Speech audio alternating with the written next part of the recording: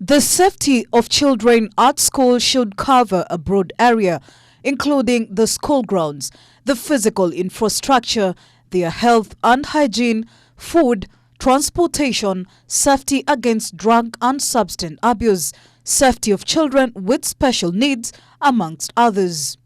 However, these safety measures mentioned above are just a pipe dream to many school-going children. There have been a number of tragedies in schools witnessed across the country. The recent one being the Kakamega school stampede that led to the death of 14 children. This coming a few months after the Precious Talent tragedy, where 7 pupils lost their lives and 57 others injured after their classroom collapsed. The lack of safety and security policies is one of the factors that have led to an increase of such tragedies. That is according to Jasper Ondimo, an education expert.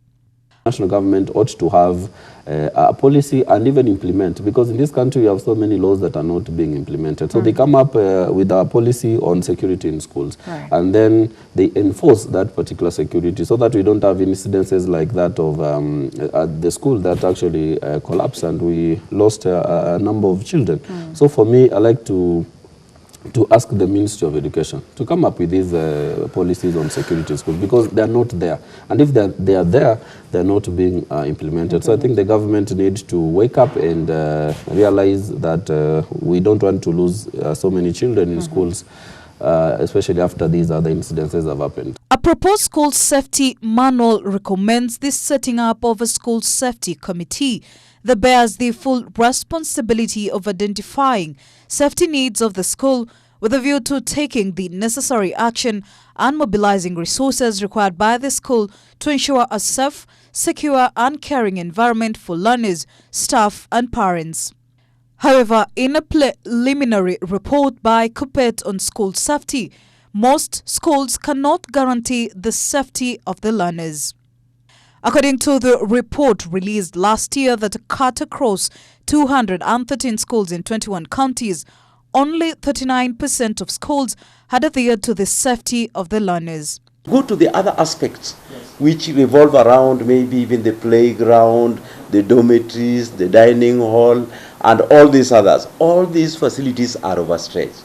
So what we needed to put in place, which has not taken place first, was basically to have the review of existing facilities, expand the existing schools, build new schools to accommodate 100% transition. The government itself has failed to provide a proper framework on how to handle education policy in this country. The latest incident of the stampede at Kakamega school that is still under investigation is said to have occurred under unclear circumstances, although some reports allege that the pupils were rushing out of the class when the bell rang for them to head home, while some accounts indicate that a teacher is to be held responsible as the children were running away from him as he was punishing them. Investigations are, however, still ongoing as the school remains closed. Milia Kisienya for Ebru TV.